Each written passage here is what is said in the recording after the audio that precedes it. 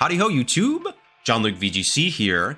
Today, I'm going to discuss how you can win more ranked ZA battles. The ranked ladder got a huge shakeup this season with the addition of Xerneas and Yveltal, and this has left people feeling like they must use these Pokemon to succeed, but I don't agree. I think success in ZA is due less to Pokemon selection and more with the gameplay skills often associated with these free-for-all fighters. So I won't make this introduction too long, but before we get started, if you do end up liking this video, please make sure to subscribe. It helps out a ton. Now, let's get into it. Alright, so before you can even get into the match, you need a solid team. Now, there are obviously your meta staples, Xerneas, Metagross, Ampharos, etc., and we'll talk about those in just a second. However, I think particularly with ZA, they are not necessary. You can experience fantastic results with using very few or none of those high meta Pokemon. In ZA, I think what you need to be worried about more is type synergy and coverage. So this is the team that I use to ladder up to rank A in the second season. You'll notice that it looks pretty meta, and there's a few reasons for that. One, I had the Pokemon, and I like to use meta picks. I wanted to test them out to see how really good they were. And I had the shiny Ampharos from, the game's been out long enough, so spoiler alert, if you don't know yet, you can get a shiny Ampharos, guaranteed shiny Mareep from a side quest. So I had the shiny Ampharos, and I watched Joe Ugarte use it with screens, and I thought that looked really good. I really liked that set, so I'm going to go ahead and use it. The second I had is Xerneas, and that's because as you're restricted, you could pick Xerneas or Yveltal as your legal Pokemon. I decided on Xerneas because I've never actually used either of the two, but I did think it would be the better one to use, and it looked really fun. So I ultimately went with that one. And then Excadrill, because I actually really like Excadrill as a Pokemon. I think that it's probably one of my favorites from Gen 5, if not my most favorite. And it's really, really cool. And ground coverage is insanely good right now, but I didn't particularly want to use Garchomp because I thought that Xerneas would be far too prevalent. I thought that the additional steel coverage was really useful. So you'll notice, so I'm going to show you this example real quick and talk about the things that I think you need in a team that you can use with any three Pokemon. So the first thing I wanted was additional bulk. So I have Screens Ampharos with Thunderbolt and Thunder, and since I only have electric type attacks, I use Magnet. This boosts both of my electric type attacks, gives me that additional damage, and I don't really need any more like health or recovery because I have max HP here, and then Ampharos has kind of okay defenses on its own, but behind screens it's insanely bulky. You don't really need to worry about that, and it seems as though the offensive calculations are not the same as in the standard turn-based RPG, so you actually take less damage against an attack than you would in like Scarlet and Violet. So I don't know the specifics of that yet. We're still kind of trying to figure that out, but it's for the case this bulk is better than it would be in SV, so kind of keep that in mind. I have Xerneas as kind of the main mon here. It is Moonblast, Dazzling Gleam, Focus Blast, and Calm Mind. Most people would actually move Dazzling Gleam to be something like Thunderbolt, but I have Ampharos, so I didn't need that. You could also do Flash Cannon for opposing Xerneas, but I already have Steel typing on my Excadrill, so I ultimately thought that just a second fairy move to kind of pick off Dragon instead of now EV to live Xerneas would be really good because it has a really fast pickup time. Calm Mind, because yeah, okay, the speed boost on Geomancy is cool for your cooldowns, I guess, but it is a really large animation, so it's like very obvious that you're going for Geomancy, and it takes a pretty decent amount of time in order to actually get set up. It has a long like animation time, so I didn't really like that. I didn't think that those negatives were worth the positive of the lower cooldown times for a limited period. You know what I mean? So I ultimately would Calm Mind over Geomancy, and then I have 180 HP, so it hits 224. That is a number that's really good in like standard VGC because it's divisible by 16 for like leftovers and stuff like that. Not really anything super important for this. I just picked it because it was a good number that I'm familiar with, and I knew that I wanted to put some investment directly into defense because that's the only thing that doesn't get boosted. So ultimately I went, it was very arbitrary, but I went, that's fine, we're just going to do that. 76, so the rest in defense, and then max special attack modest. So with Calm Mind, I get that special defense boost. I have some defensive investments, really good. And then Expert Belt, so that way my Moonblast and my Dazzling Gleam are doing even more. If I were to remake it now, I might consider going Life Orb and then just picking like 219 for my HP investment and then just dumping the rest into defense, but neither here nor there. And lastly, we have Excadrill. This was my mega, so we're all moving kind of towards like single mega teams. So it's Excadrill with Drill Run, Earthquake, Iron Head, and Swords Dance. Some people would run a Rock type move, but I have Ampharos for the flying types, so it's not really super important. And then even Charizard, if it Teras, then I can hit it with both Earthquake and if it Megas, I can hit it with both Earthquake and Drill Run, so it's not really that big of a deal. This one is Max Attack Adamant. 132 speed to hit 125, which is what we presume to be a bump for the cooldowns. So that will make any any 6-second cooldown. I think that's the 3-second mark or something like that. I have to double check, but basically it gets a raw number of seconds off each cooldown, so that some segment of cooldowns become the minimum 3 seconds, which is really helpful because Excadrill deceptively is actually not that bulky. Its HP is really fantastic, but its actual defenses are kind of mid, so that's why I thought screens was really necessary for this team. And then I just dumped the rest into HP, which hits 201, which is a number I really like for that in SV, so that just kind of hit the ground running. So these are kind of some examples of common meta Pokemon that you're going to see, but you don't need to use these Pokemon when team building in order to succeed in ZA. When we first started season 2, even I was kind of like, are they already letting legendaries in? Like, okay, well, I guess Yveltal and Xerneas are going to dominate the meta, or they're going to centralize everything. And I was even like, we were like, Yveltal? Like, who cares? Xerneas exists, you know? It like hard counters Yveltal. So it was kind of like, all we cared about was Xerneas. We were like, okay, Xerneas is it. Xerneas is going to be the entire meta. And that really doesn't seem to be the case. I mean, yeah, you see a decent amount of Xerneas, and Xerneas is used on a lot of teams, sure. But Xerneas is pretty hard countered. I mean, everybody was kind of scared of it. And so we're all basically like, yo, we're not going to let this thing run over the meta. And so it's kind of optimal not to use Xerneas. I know that's kind of a weird statement, but everybody's just so prepared for Xerneas that like if I was going to go do a ZA tournament, I wouldn't use a Xerneas team just because Xerneas is, everybody's going to be so ready for it, you know? So I think that you don't need, I actually think it's advantageous not to use these Xerneas in particular. I think Yveltal's fine because like everyone's kind of like whatever, but particularly Xerneas. So it's like, I'm going to show you some examples of some really weird Pokemon that have like thrown their hat in the ring for season 2 of Legends ZA. These are Pokemon that you'd never see used competitively in the standard turn-based combat of SV and everything before that. Very interesting choices, but they just so happen to fit really, really well into what the meta wants to do. So the weirdest one for me personally that I've seen is Scope Lens Focus Energy Camerupt. So Camerupt offensively has really fantastic typing. Fire is really, really good into the meta right now, and ground as well to handle steel types that are there to handle Xerneas. You know what I mean? Like, so it's actually really good. And screens is really big, either with a partner setting it up or Xerneas setting it up. So basically getting the guaranteed crit to break through the screens and then just OHKOing the steel type that's there to handle the Xerneas is really cool. So you can throw this on a Xerneas team.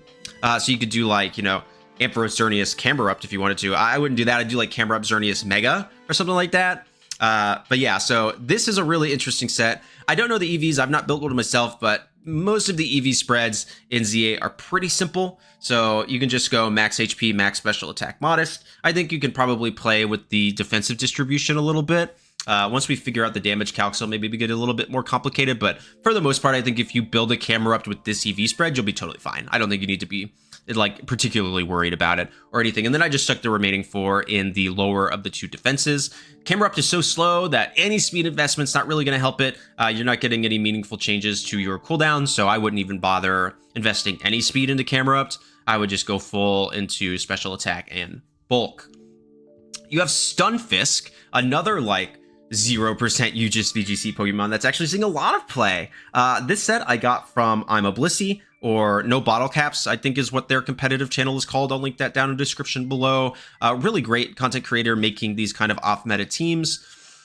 This is Expert Belt, Stunfisk with Thunderbolt, Earth Power, Charge, and Protect. So you're seeing Charge on a lot of electric type Pokemon, particularly ones that can't learn things like Calm Mind. But Charge is a move that gives you a +1 to your special defense and doubles the power of your next electric type move. So you saw that my Ampharos had Thunderbolt and Thunder, but I actually know a decent chunk of people that are dropping Thunder and opting for Charge on Ampharos. So that way you only have one attacking move, you have one Thunderbolt, but Thunderbolt is better than Thunder because basically Thunderbolt is a ranged attack. So it'll go out to the opponent from wherever you're standing. It's really fantastic range. Thunder, not as good. The first thing is it has a really long charge up. So you're just sitting there vulnerable for a while. And then once it locks into the spot that it's going to hit, it doesn't move. So if somebody, like if your opponent, like if you're facing a Gyarados or whatever and you click Thunder and they see the spot where the Thunder's about to hit because a little pool of electricity will pile up in the bottom and they just move to the side, it'll miss. So Thunder, not necessarily as good. I do think that you probably want to run Thunderbolt and Charge on Ampharos and then just like be ready to swap out a little bit more often. But Stunfisk has some really cool viability in Legends ZA. The first thing is it's really small. That's kind of the biggest thing. It's flat. So it's hard to see in kind of the cacophony of battle that is, ranked ladder on ZA since there's 4 people.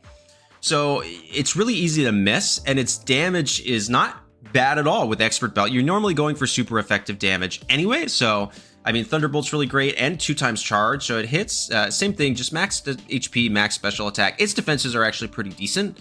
So you don't need to spread the investment at all. You could maybe go like 215 and 12 here if you wanted, but those are just semantics. I don't think that's anything we need to talk about super specifically. But yeah, so Stunfisk, really tiny, easy to miss, so that way you can sneak up on your opponents well, and his coverage is really good. Ground types, again, for those steals that are there to answer Xerneas, like Metagross, Excadrill, that kind of stuff. And can hit Excadrill for super effective damage with Earth Power. But the big draw for it too is that one of the steel types that are there to answer Xerneas is Skarmory. And if you're not aware, Skarmory is a steel flying type, so you can't actually hit it with ground type moves, which is kind of a problem. That's where Thunderbolt comes in, so you can actually still hit it with an electric type move. And if you get a good charge up, even behind like screens or this guard spec, which is the little blue potato that you get, everybody calls it something different. I'm really Irish. I like potatoes. We're going to call them little potatoes.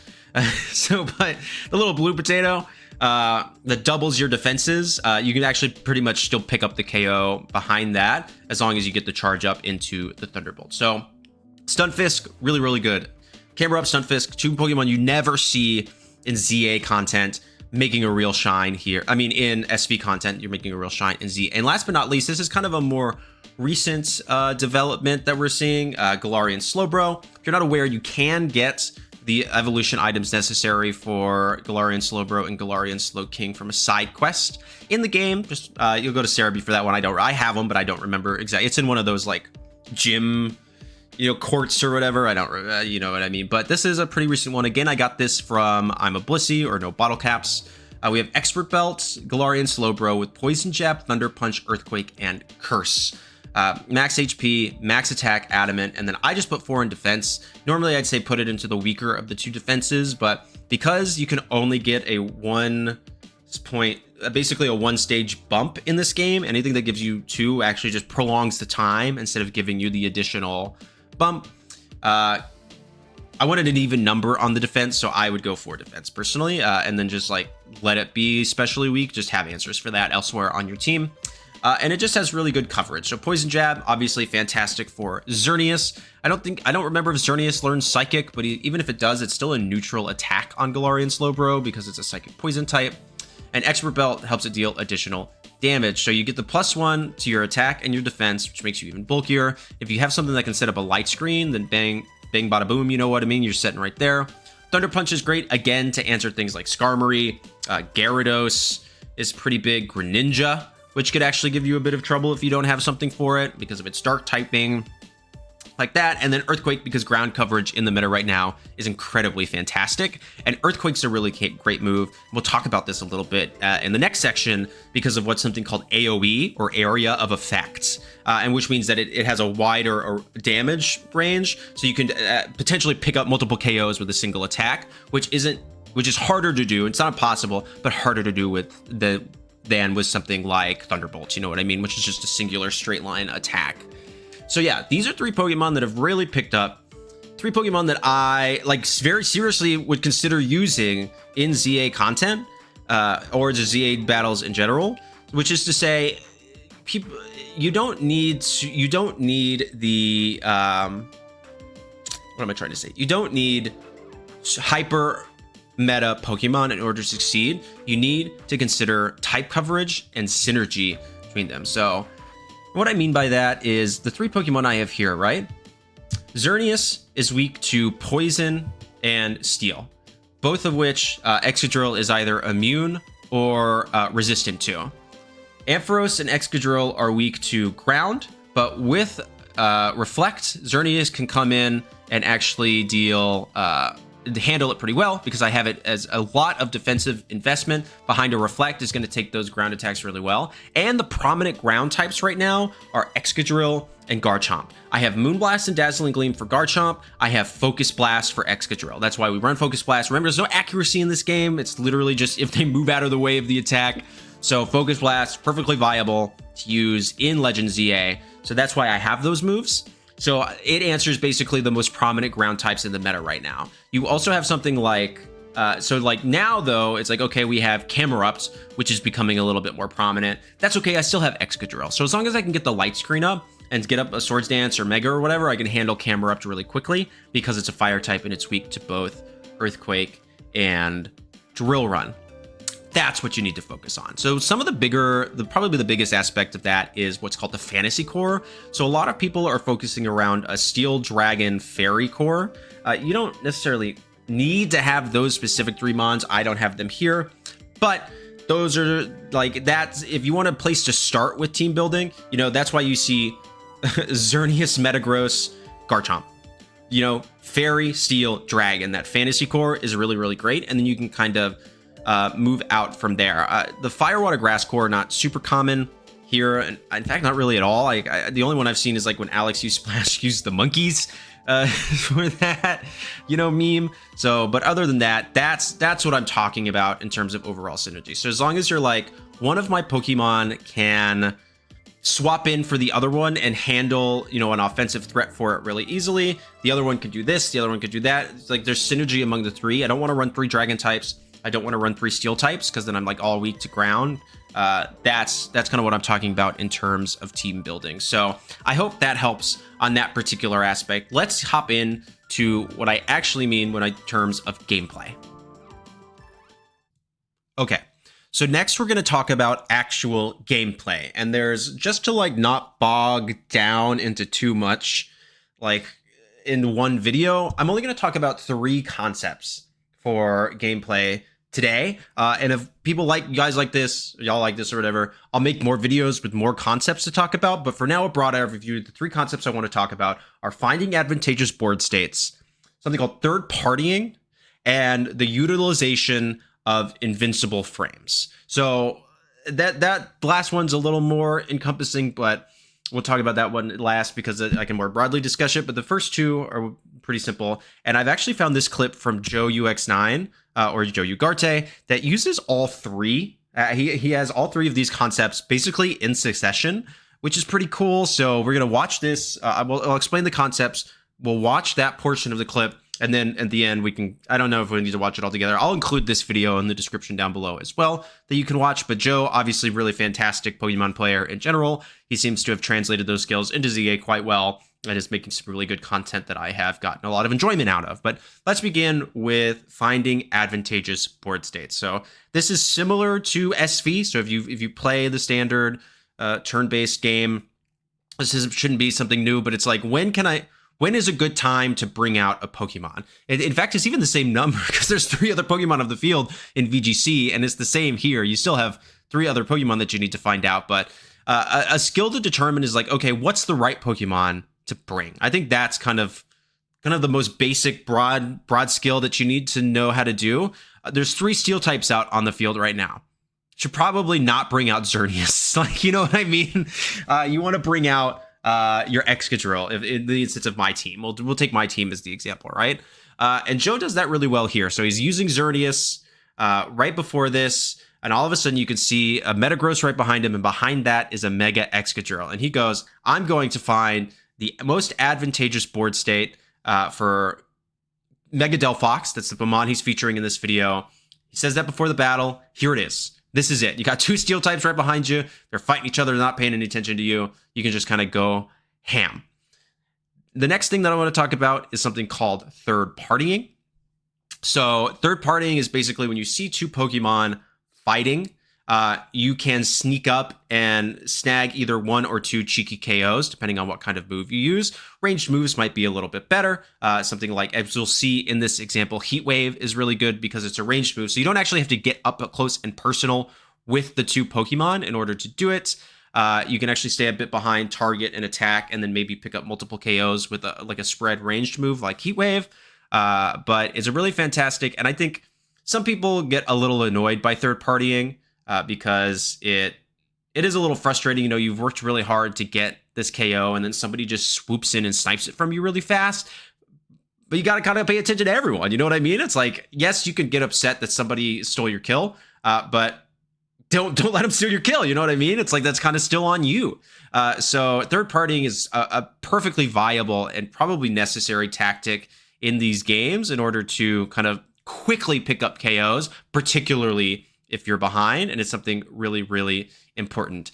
You can do this, and so when I talk about Heat Wave, like spread damage, you'll hear me mention AoE. That stands for area of effect. So when I say that's a good AoE, Earthquake, Heat Wave, these moves that have a radius of damage, like you can see how Metagross's Earthquake is dealing damage entirely around the Pokemon. That means anything within the field of Earthquake is going to take damage from that move. That's really fantastic because that gives you the opportunity to pick up multiple KOs at a single time or deal damage to something, so you can use a quick startup move immediately afterwards in order to pick up that second KO. So those first two concepts, let's watch Joe do them in action. A pause, we'll talk about them, and then we'll go into the final effect of the use of invulnerability frames. So let's go right in. Oh, that sucks. So here he is, right? Two steel types right in front of him. Heat Wave. Bam. Oh, nice double knockout. Let's go, Delphox. And that's perfect example of both advantageous board states and third partying. So the Excadrill, and we'll watch it again in a second, but let me explain it because I know it's a little tough to see these matches go so fast, and actually watching them in real time is a bit cumbersome. So that's why I haven't really made a ZA battle vid like that in a little bit. I don't get that much value out of it. I'd get more value in something like this. But yeah, so you see the Excadrill and the Metagross are focused on each other. They're not looking at you right now. They're like, I'm going after this guy.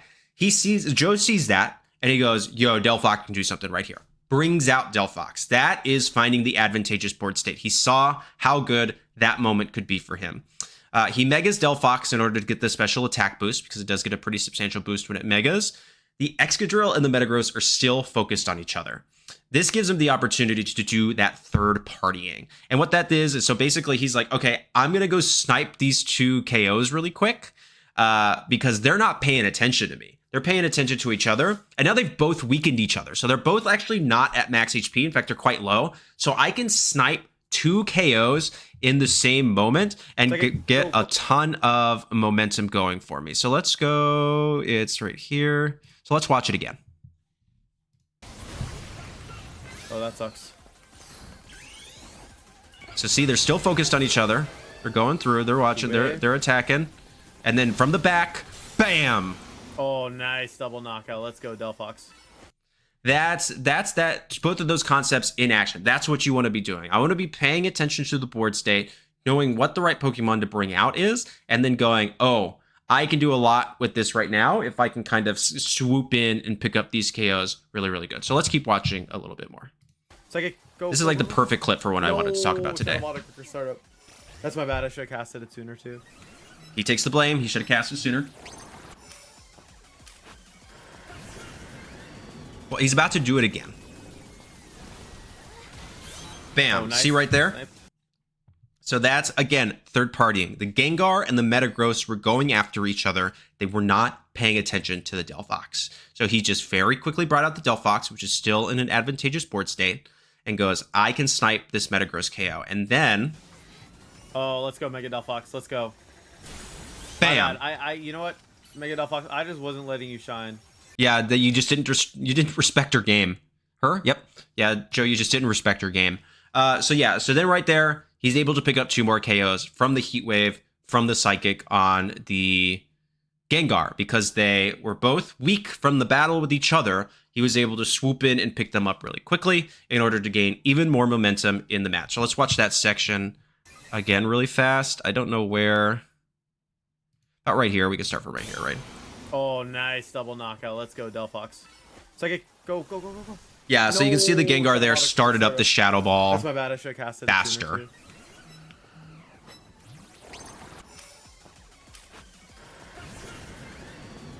Here it is. They're focused on each other. Oh, nice. Bam. Snipe. And then... Let's go, Mega Delphox. Let's go. My bad. You know what? Mega Delphox, I just wasn't letting you shine. So see right there, and then he's able to pick up 2 more KOs. So those are 2 really fantastic examples of both realizing advantageous board states and third partying, which I think is far more acceptable in Legends ZA than you will find it in other free-for-all fighters. But I'll be honest, I don't play other free-for-all fighters. I only play Pokemon. So you can let me know down in the comments if third partying is more acceptable in other games. But the last concept that I want to talk about is the use of invulnerability frames. So basically, there are certain times where you can't get hit by moves. They would be for when you're switching in. So you can swap that moment where you're switching in and out, you're invulnerable. So you can do that on an attack in order to not take any damage. When you Mega Evolve, which you're going to see an example of here in just a second. So during the actual process of Mega Evolving, you can't get hit, which is a fair balance, because otherwise then if you Mega Evolve, you're like a sitting duck for a couple of seconds, which can mean a lot in these really like short 3-minute battles. And then the last is in 2-turn moves. So you're seeing the insurgence of moves like Bounce, Fly, Dig, this kind of stuff in Legends ZA, because the moment where you're invulnerable is actually really fantastic. Dragon Rush is another one. You're seeing that over Outrage on a lot of dragon types. And that's because it's like when you're in the air, you can't get hit. And that matters a lot. So even if you're... basically, it means that move can serve both an offensive and a defensive role. So even if Dig isn't going to deal that much damage to your opponent, if they're about to deal a bunch of damage to you, you could Dig, become invulnerable, close the gap, go up to them, and then if you have a quick startup, do whatever the most meaningful move is into that move. So my example from that would be something like Flareon and Skarmory, right? You know, a Skarmory's coming in, it's going to drill run your Flareon. Flareon can't really do anything against that, but it doesn't want to take the hit. Most people don't run Protect. Dig's not going to do anything to that Skarmory. Obviously, it's a flying type. But you can still select it. So you can Dig to become invulnerable, close the gap on the Skarmory. It will be in cooldown for Drill Run. So now all of a sudden Skarmory can't actually Drill Run your Flareon because it doesn't have the move. You can still click Flare Blitz though, because you didn't click that the first time. So instead of potentially making a trade or losing a trade, because you probably would have started up Flare Blitz after they started up Drill Run, you were able to close the gap, not take any unnecessary damage, and win the exchange because of that 2-turn move with those invulnerability frames. Does that make sense? That's something else that I don't think we see in SV. Obviously, moves like Dig and Fly are never used in the standard turn-based combat. Here, though, they're actually really important. Joe does that really well. So immediately afterwards, I said, this is a perfect clip to showcase the things that I wanted to talk about today. You can see immediately, he's like, okay, I've just picked up basically 4 KOs, which is really impressive. Hyper Beam is charging at the Delphox. He goes, I'm not going to let that happen. It's all my fault. Block the Hyper Beam. Get that. See it? Block the Hyper Beam. That's what he did. That Shadow Ball. And then... oh, come on, Gengar. Yep. Able to because he didn't take that additional damage, he doesn't get KO'd by the Shadow Ball from Gengar now. In fact, he only really takes about half, and is able to retaliate with the Psychic and pick up an additional KO. Let's watch it again.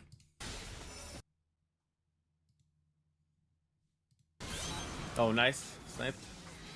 Oh, let's go, Mega Delphox. Let's go. My bad. You know what? Mega Delphox, I just wasn't letting you shine. It was all my fault. Block the Hyper Beam. Get that Shadow Ball.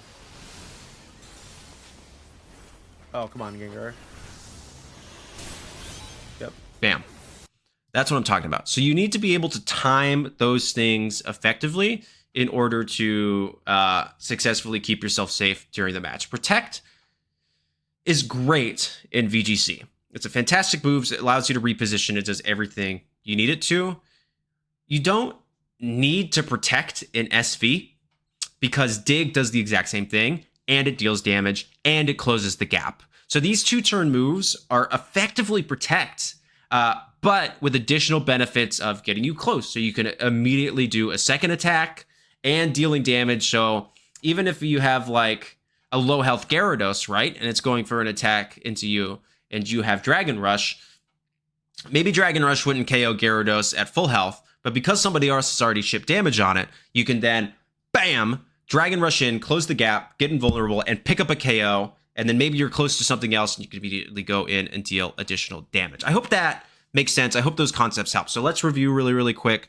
So the 3 things that I think are, one thing that you will see in the standard turn-based combat 2 that you do not see. The first is understanding the board state, right? So you can go, okay, what is the correct Pokemon that I need to bring out right now for the 3 Pokemon that are in front of me? And sometimes that will be just like the least worst option. You will get bad lobbies, and that's okay.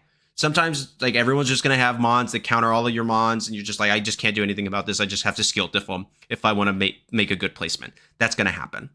The second thing that you need to be able to do is third party. You need to be able to view the entire board, see where an opportunity to come in and snipe a KO is, and make sure that you can capitalize on those moments, because it's a really fast way to gain momentum and cause somebody else to lose momentum, which can be really, really important.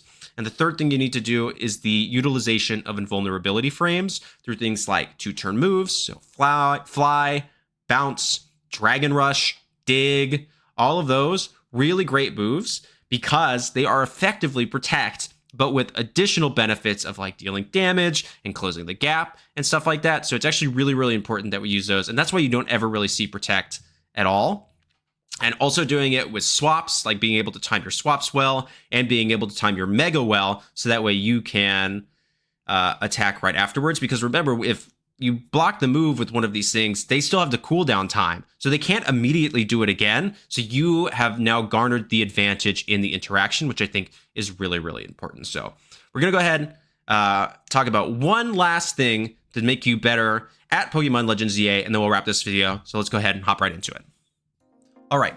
And the last point that I want to talk about really quickly is reviewing your games. Now, obviously, people do this in VGC, and we talk about it a lot.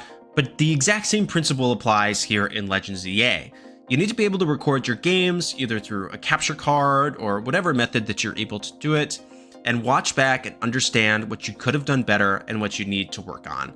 In the video we saw, Joe Ugarte even mentioned that he was like, I needed to start that move set up faster. Those are the kind of things you need to look for. You need to look for moments where you missed the opportunity to third party.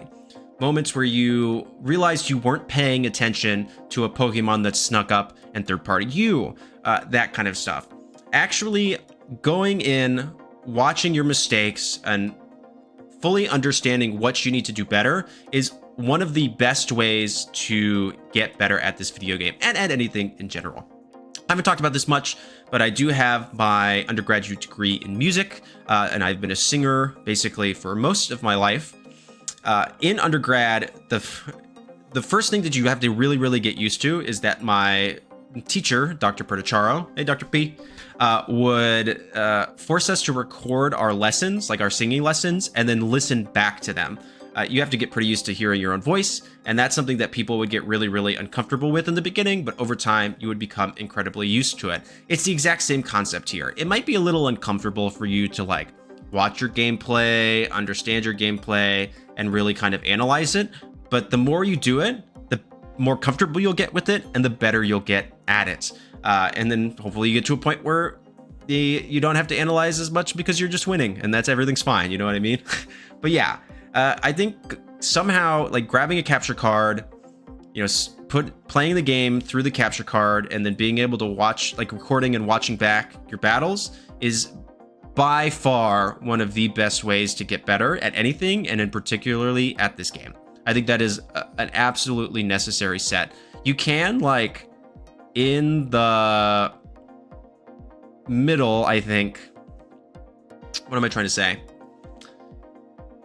Like, you can, in the middle of the match, you can like be like, oh, I should have done this, I should have done this, but you're gonna forget that, you know what I mean, because you immediately have to go on to the next thing in the match.